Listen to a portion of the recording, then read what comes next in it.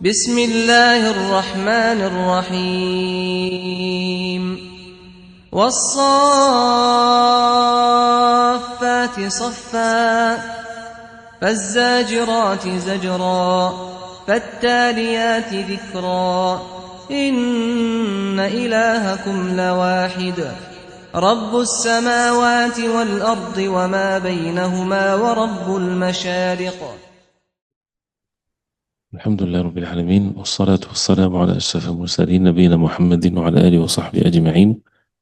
We continue inshallah ta'ala with the ayat from Surah As-Saffat and ayah number 145. Ayah number 145 from Surah As-Saffat. يقول الله عز وجل: أعوذ بالله من الشيطان الرجيم فنبذناه بالعراء وهو سقيم وأنبتنا عليه شجرة من يقطين وأرسلناه إلى 100,000 أو يزيدون فآمنوا فمتعناهم إلى حين فاستفتهم ألربك البنات ولهم البنون أم خلقنا الملائكة إناثا وهم شاهدون ألا إنهم من إفكهم ليقولون ولد الله وإنهم لكاذبون أصطفى البنات على البنين ما لكم كيف تحكمون أفلا تذكرون أم لكم سلطان مبين فأتوا بكتابكم إن كنتم صادقين. Continuing the ayat about Yunus عليه السلام. So ayah number 145 فنبذناه بالعراء وهو سقيم. And this is after what's mentioned about him being in the inside of the whale, and Allah subhanahu wa ta'ala saved him. And what's mentioned about Yunus alayhi salam, that Allah subhanahu wa ta'ala decreed that for him when there was a command of Allah subhanahu wa ta'ala that was disobeyed, and Allah subhanahu wa ta'ala saved him, and he saved him because of his previous ibadah and steadfastness upon the deen of Allah, and his tasbih and his ibadah inside of this whale or this fish. Allah subhanahu wa ta'ala saved them, and the matter is a repeated thing for those who are awliyaullah, those who are close to Allah subhanahu wa ta'ala. As the previous two verses, فَلَوْلَا أَنَّهُ كَانَ مِنَ الْمُسَبِّحِينَ لَلَبِثَ فِي بَطْنِهِ إِلَى يَوْمِ يُبْعَثُونَ. That if he wasn't from the musabbihin, from those who are glorifying Allah subhanahu wa ta'ala, making ibadah and making dhikr before, and while he was in that distressed state, لَلَبِثَ فِي بَطْنِهِ إِلَى يَوْمِ يُبْعَثُونَ, he would have stayed in the batn, in the inside of this fish or this whale till the day of resurrection. That means it would have been his grave. That means he would have died there. So then the ayah فَنَبَذْنَاهُ بِالْعَرَاءِ وَهُوَ سَقِيمٌ, which means but we cast him forth on the naked shore while he was sick. فَنَبَذْنَاهُ بِالْعَرَاءِ. So that means Allah subhanahu wa ta'ala commanded the hut, the fish to, or the whale to, النبذ فَنَبَذْنَاهُ is to throw something. So this is what happened to Yunus alayhi salam. He was thrown onto the land.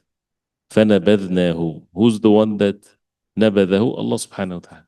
So which means بأن قذفه, as he says in the Tafseer, بأن قذفه الحوت من بطنه بالعراء. That the hut قذفه, threw him from his inside to العراء. فَنَبَذْنَاهُ بِالْعَرَاء. العراء is when there's no shade, there's no cover, there's nothing whatsoever, no buildings. He says وَهِيَ الْأَرْضُ الْخَالِيَةِ الْعَارِيَةِ مِنْ كُلِّ أَحَدٍ.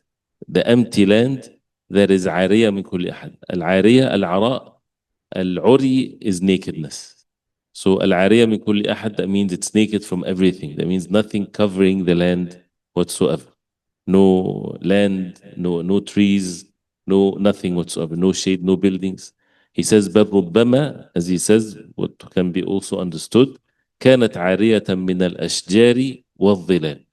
That it's even عارية, naked from trees or shades or anything.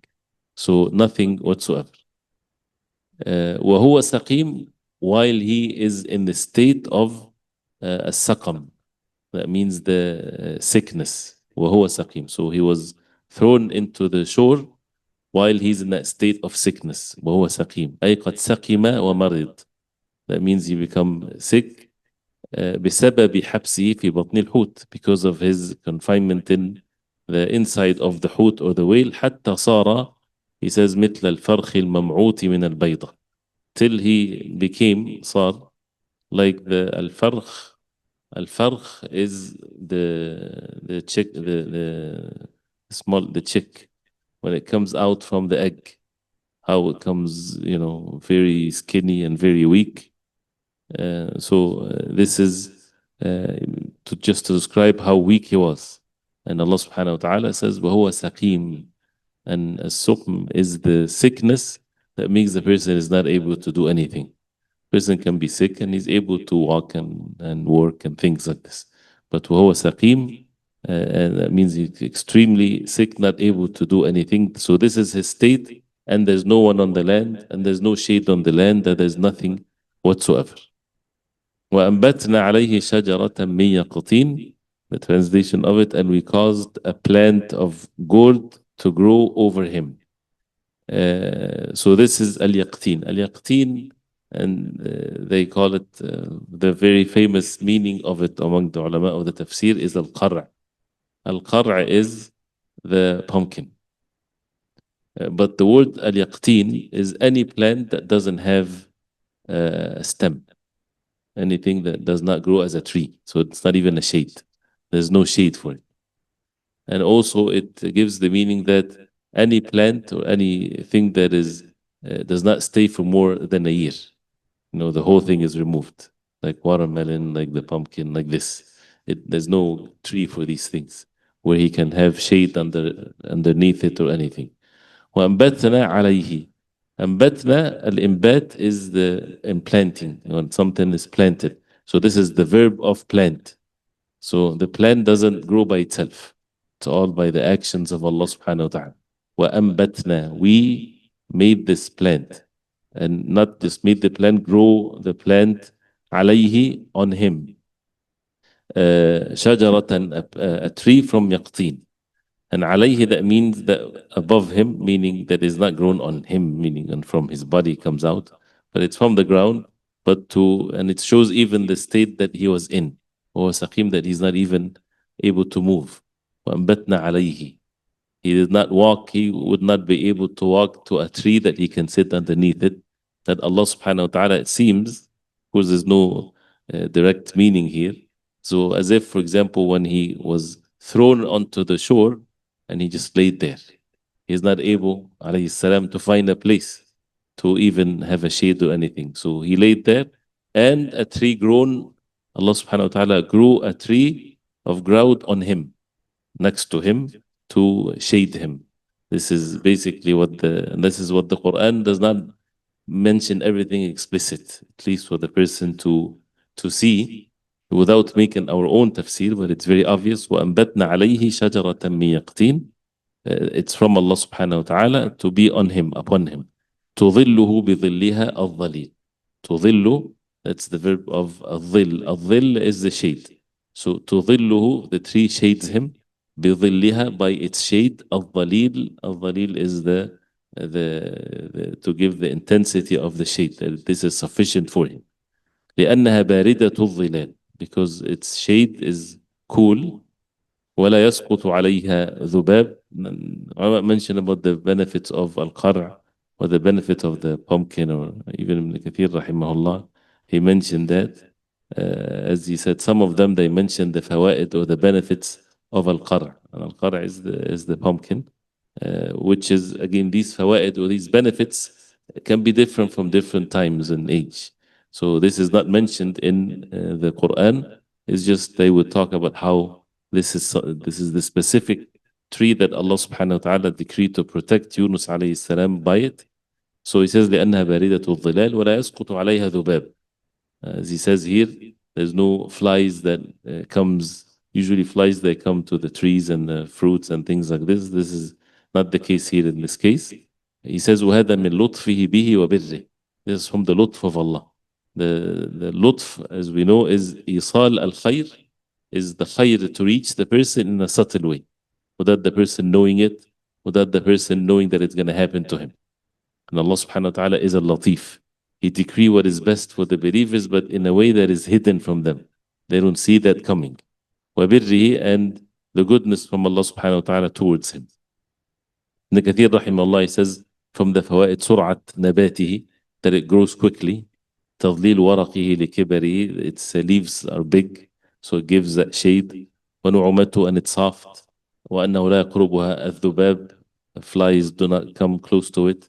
And it's a good means of food to eat. وأنه يؤكل نيئا ومطبوخا, and it's to be eaten raw and cooked. بربه وقشره أيضا, they would eat it with its seeds and the skin. They eat the whole thing. I mean, at the time of Ibn Kathir rahimahullah. And the Prophet عليه الصلاة والسلام, he was كان يحب الدباء. The Prophet عليه الصلاة والسلام used to love eating it. And he would يتتبعه من حواشي الصحفة. The Prophet ﷺ would, if it's in the plate and with something else, he would go to get the qara' from the side of the plate, because the Prophet ﷺ would like to eat it. So this is al-yaqtin. وَأَنْبَتْنَا عَلَيْهِ شَجَرَةً مِنْ يَقْطِينٍ. This is from the tadbir of Allah, from the maintaining his life, taking care of him by the means that Allah subhanahu wa ta'ala decreed. And this is what it's meant here for people to understand. ثم لطف به لطفا آخر. Then he says, then Allah subhanahu wa ta'ala لطف به, from a lutf again, made khayr, goodness to, and taking care of him in a way, which is another one. وَامْتَنَّ عَلَيْهِ مِنَّةً عُظْمَى. And he bestowed upon him a great favor from him subhanahu wa ta'ala, which is, as it says in the ayah, وَأَرْسَلْنَاهُ إِلَى 100,000 أَوْ يَزِيدُونَ. We sent him to 100,000 أَوْ يَزِيدُونَ بَلْ يَزِيدُونَ. That means there are even more than 100,000.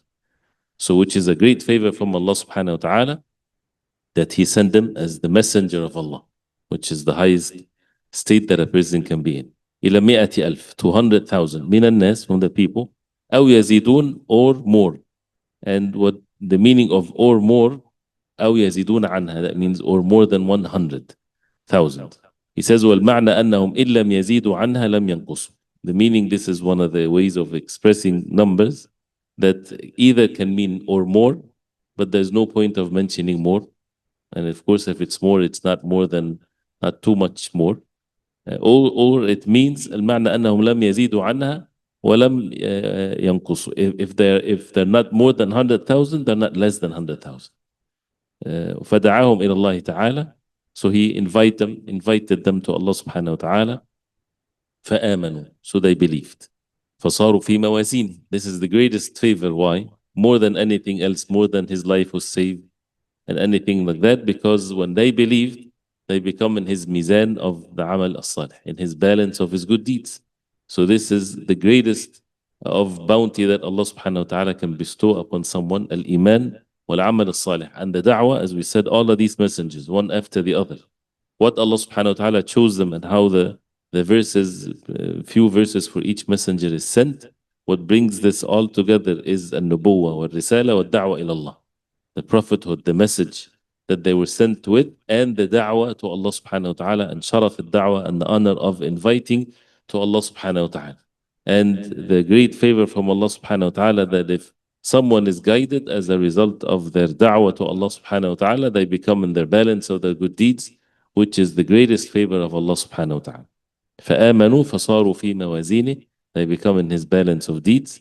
لأنه الداعي لهم, because he's the one that invited them, and Allah subhanahu wa ta'ala is the most merciful. So then it says فمتعناهم إلى حين. فمتعناهم, then therefore we متعناهم. المتاع is the temporary enjoyment, as we know from before. So المتاع is enjoyment, but it's already within the word in itself is a temporary enjoyment. So we don't have to say متاع قليل. Some verses when it talks about متاع قليل, very small enjoyment in this life. To stress the meaning and to show that it's less than what you even think. Something already temporary, and you add to it that it's qalil. So it's the qalil of the qalil, the less of the less. So, but anytime we see mata'ul hayati dunya, the enjoyment of this worldly life, that means it's not an everlasting not everlasting joy. So فمتعناهم إلى حين, we made them enjoy till a specific time. بأن صرف الله عنهم العذاب بعد ما انعقدت أسبابه. That Allah subhanahu wa ta'ala صرف عنهم, He removed away from them the punishment after the means of the punishment was established upon them. They were disbelievers and they rejected the message, and then Allah subhanahu wa ta'ala guided them. So after they were deserved to be punished, Allah subhanahu wa ta'ala saved them from the punishment.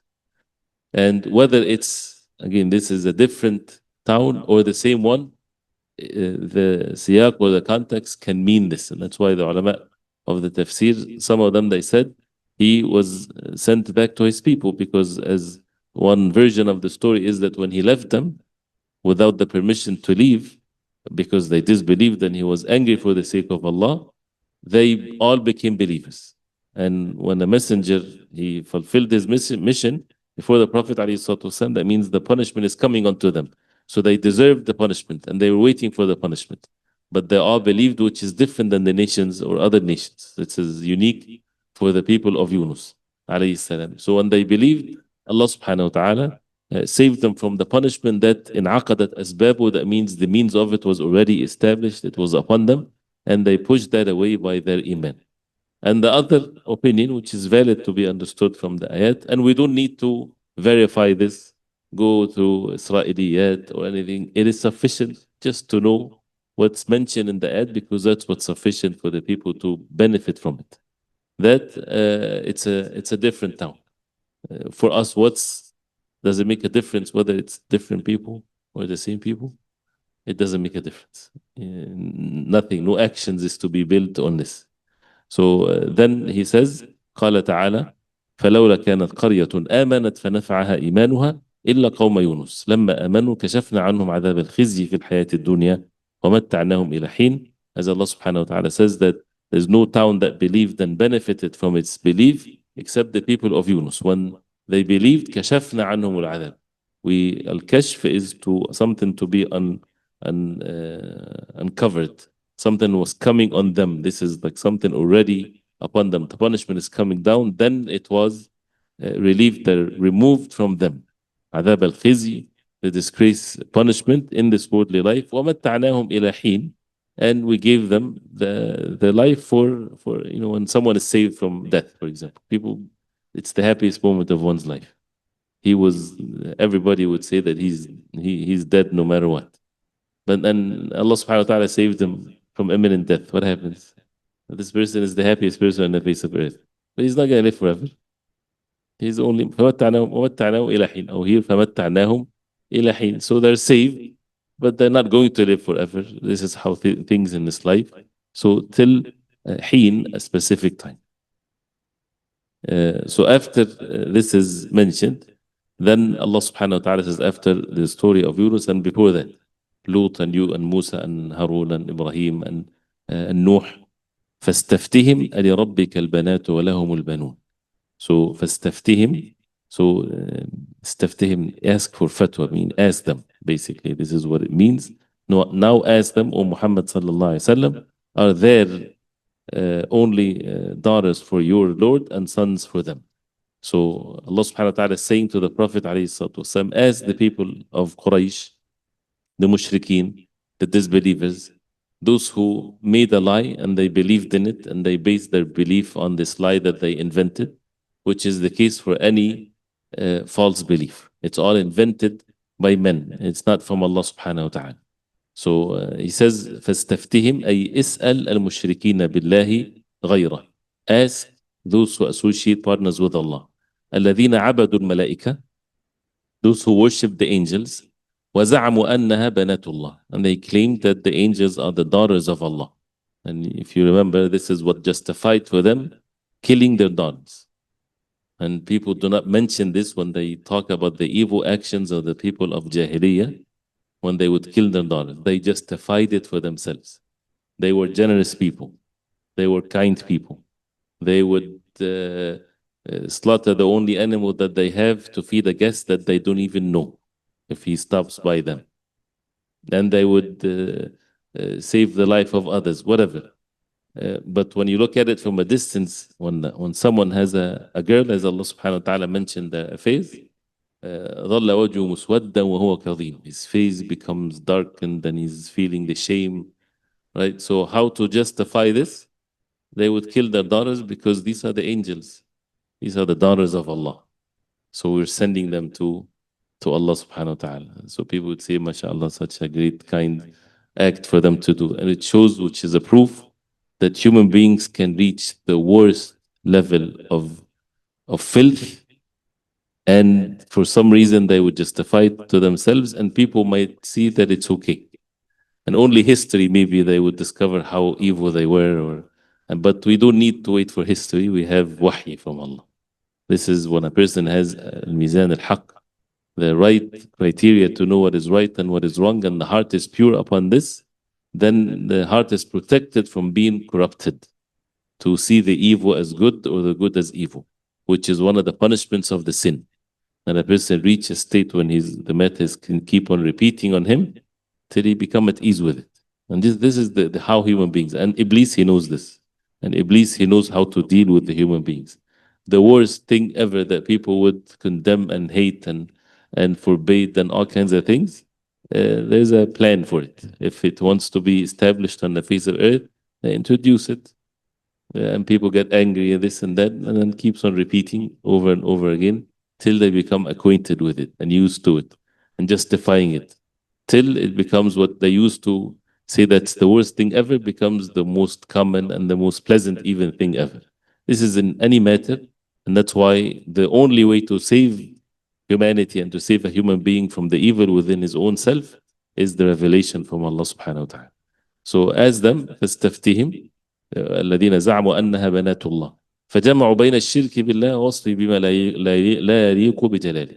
They brought these two things together, associating partners with Allah and attributing to Allah subhanahu wa ta'ala what does not befit him subhanahu wa ta'ala, when they claim that Allah subhanahu wa ta'ala has daughters. أَلِرَبِّكَ فَاسْتَفْتِهِمْ أَلِرَبِّكَ الْبَنَاتُ وَلَهُمُ الْبَنُونَ. And this is a level of argument to confine them into to see the truth.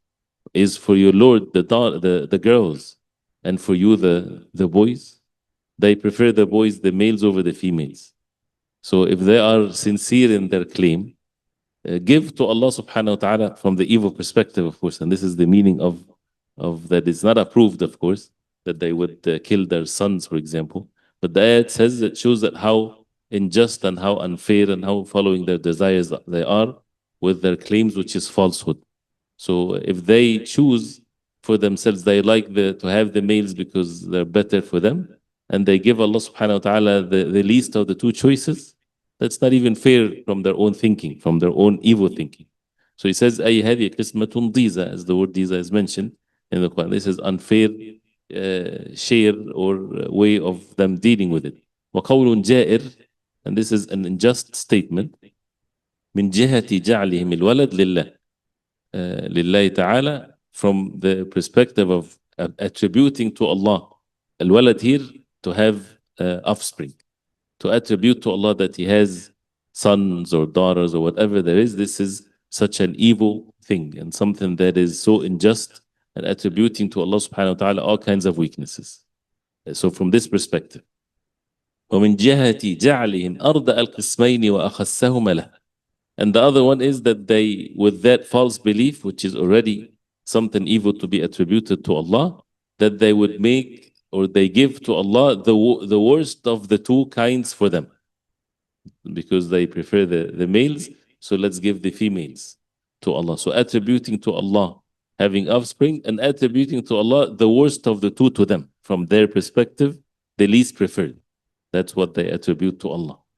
If they say, oh, they love to have girls more than boys, and that's why they're doing it, then they're just having the first, which is sufficient evil, of course. But this is to show how evil they are. So this is what is meant ومن جهة جعلهم أردأ. الردي is something cheap, something is not well respected. القسمين, the two kinds. وأخسهما, الأخس is the lower one to Allah subhanahu wa ta'ala, وهو البنات, which is the girls from their perspective. التي لا يرضونهن لأنفسهم, those who they're not pleased for themselves to have them, to start with. كما قال في الآية الأخرى, as Allah subhanahu wa ta'ala said in another ayah, وَيَجْعَلُونَ لِلَّهِ الْبَنَاتِ سُبْحَانَهُ وَلَهُمْ مَا يَشْتَهُونَ. They make to Allah subhanahu wa ta'ala the girls, subhanahu, glory be to Allah subhanahu wa ta'ala, وَلَهُمْ مَا يَشْتَهُونَ, and for them what they desire. And if you also, to reflect upon this, we can see how unjust we are as human beings in many aspects in our life. Even, it doesn't have to be in the level of kufr, can be in the level of sin, the level of even good deeds even, but not the best way that a person would do it. Like for example, a person would choose for himself the best time to have fun. But then the worst of the two times for the obligatory ibadah that Allah subhanahu wa ta'ala ordered him to observe, for example. Or reading Quran even. When the ulama, they say, for you to have your wird of the Quran every day, you have to choose the best time for your day, in your day. This is the most precious time of your day, not the worst of the times that you're not really care for. If you take care of your busy things and the important things, then okay, I'll read Quran in the free time. Right? This is the most important thing in your life, and it's by the mercy of Allah. It doesn't have to be for 10 hours, even if it's 10 minutes. But the best 10 minutes in your day, to give that for the sake of Allah. Your ibadah is the best time ever. يا بني آدم خذوا زينتكم عند كل مسجد وكلوا واشربوا ولا تسرفوا. O sons of Adam, take your zina. Wear your nice garments when you come to the masjid. When a person comes to the masjid, it doesn't matter what he's wearing. But if he goes to somewhere else, he makes sure that he is looking nice and things like this. But looking nice, not to commit sins by looking nice, looking humble, but to clean oneself, for example. And the list can go on. The money, the best of one's money is the money that he would give for the sake of Allah. Even though Allah subhanahu wa ta'ala is the most merciful, when it comes to the zakat, the Prophet ﷺ said to Mu'adh radiallahu anhu when he went to Yemen, إِيَّاكَ وَكَرَائِمَ أَمْوَالِهِمْ. When you're collecting the zakah, be warned, do not take the best of their wealth. So if he's taken the zakah of sheep, for example, don't look for the best of the animals and you take that. If it's only 1 out of 40, for example, don't look for the best of them, you take it for zakah. And don't take the worst. Take from the midst of the norm of what they have. This is what the zakah is. And that's from the one that is collecting it. But someone doing his ibadah, even some of the Sahaba, they would make sure whenever they would give the sadaqah, they would make it in the best way and form. Even make it smells nice. Not to, because they know that it's in the hands of Allah subhanahu wa ta'ala before anyone else. So this is the ibadah to Allah, is to be given the best. So that we don't imitate the ways of the disbelievers. They claim that they love Allah, but they give the worst in their time, in their effort, in their even false beliefs to Allah, and they keep for themselves وَلَهُمْ مَا يَشْتَهُونَ. What they desire, they put that first. And one of the signs of the love of Allah subhanahu wa ta'ala, that you make ithar to what Allah subhanahu wa ta'ala love more than what you love. And Allah subhanahu wa ta'ala is the most merciful. He does not deprive us from what we love. He says, وَمِنْ جَهَةِ جَعْلِ مِنْ مَلَائِكَ بَنَاتٍ لِلَّهِ وَحُكْمِهِمْ بِذَلِكَ. And from the fact that they claim that Allah subhanahu wa ta'ala has females as daughters. The last thing here is قال تعالى في بيان كذبهم. Allah subhanahu wa ta'ala said to show and expose their lies. أم خلقنا الملائكة إناثا وهم شاهدون.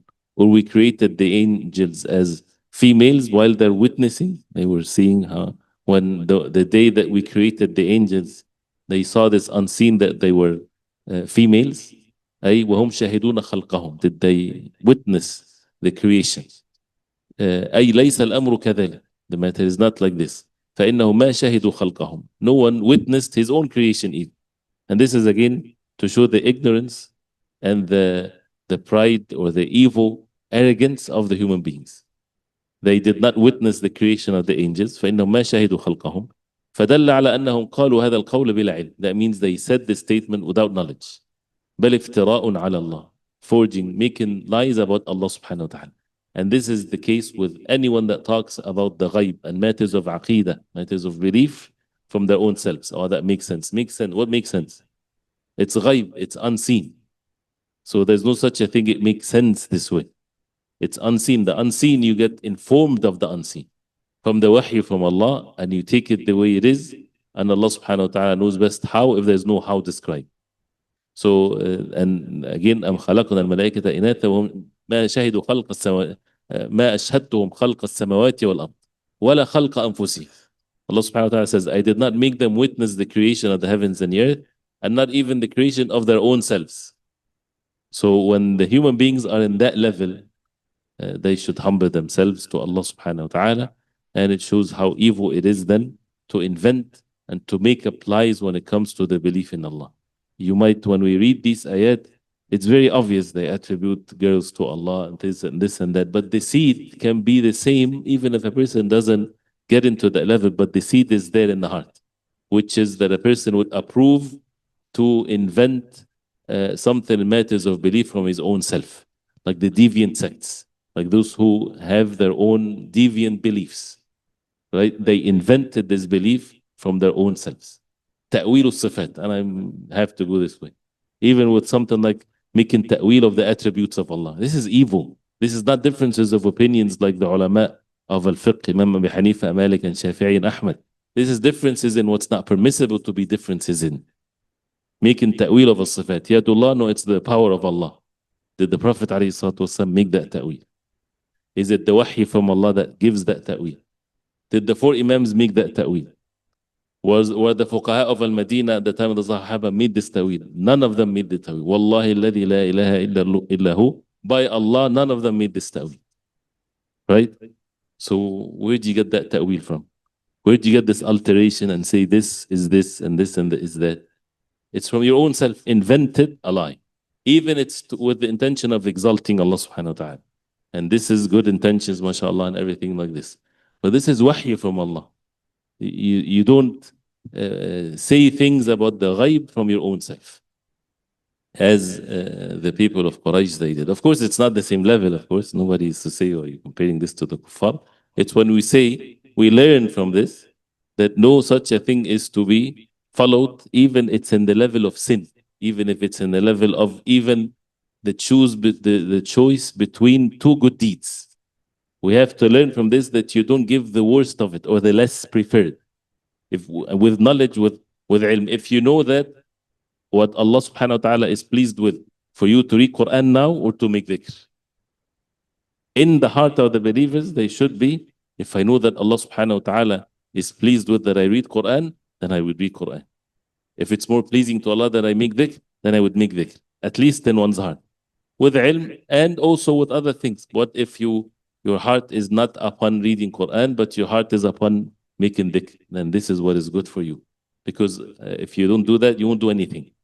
So, and this is ibadah, mashallah, and it's good ibadah. So the point here is that the heart is always filled with seeking the pleasure of Allah subhanahu wa ta'ala, in whatever choice that a person has, is to seek what is best.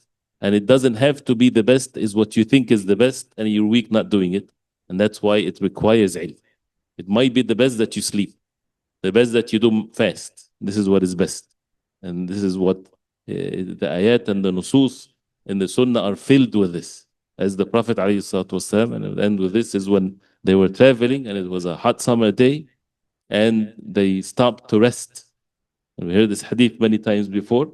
So the Sahaba radiallahu anhum, some of them were fasting, and it said this is an obligatory fast. It was Ramadan. And some were not fasting. They have the excuse because they're traveling. So those who are not fasting, those who were fasting, once they got down, they fell on the ground.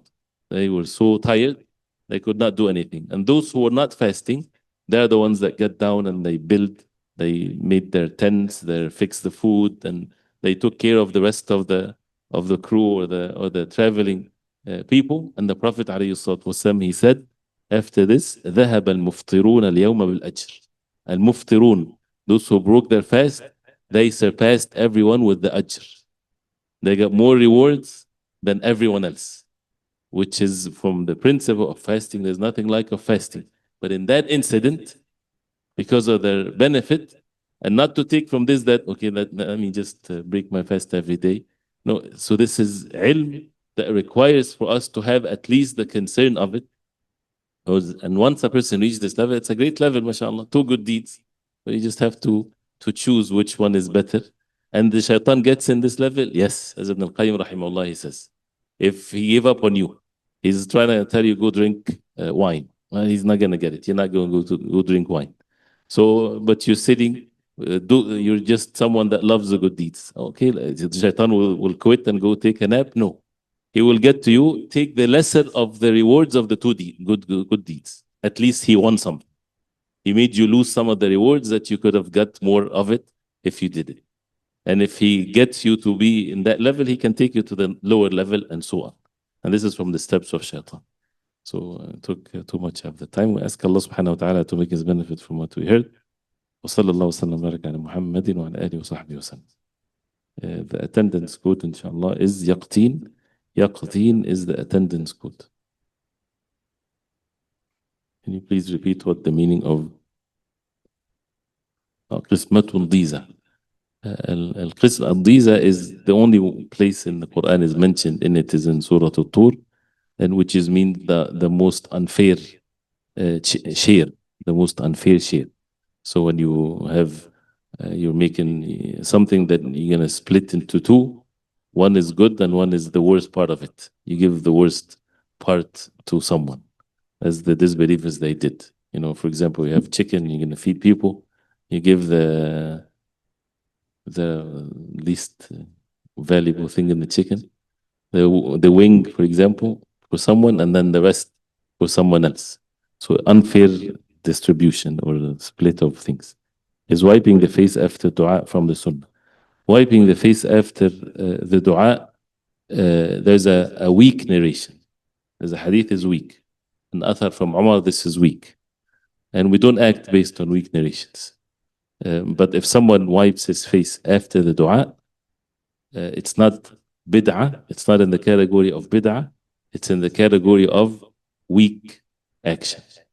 So just to be fair, as the ulama, as Sheikh Ibrahim and others, they mention this. When someone based their action based on a weak hadith, this is not correct action, but we don't call it as a bid'ah in a sense, because there is something that they refer to, but it's a weak narration, not authentic. Allah. No. How is this فاستفتهم لربك البنات ولهم البنون? How is that connected to the previous? It's the whole set of prophets, because this is from the first Nuh alayhi salam was mentioned, and then Ibrahim alayhi salam. All of them few verses, but because of we're reading only this part. No, but when you read from the beginning of the surah, is taken from all of this, how that the prophets of Allah, they were giving the da'wah sent by Allah.